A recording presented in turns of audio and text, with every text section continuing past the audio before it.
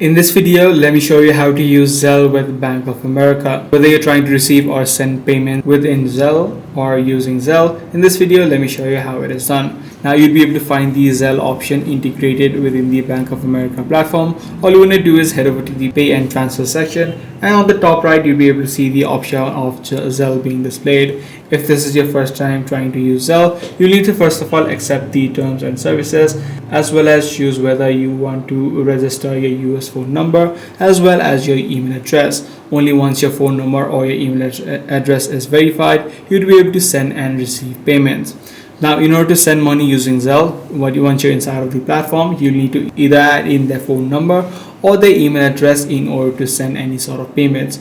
Also, this is going to be the same for you as well. You need to provide your email address or your phone number that is actually linked with Zelle in order to receive any sort of payments. So this is the exact process that you can follow in order to use Zelle within Bank of America. If this video was helpful to you, be sure to subscribe. I'm going to see you in the next video.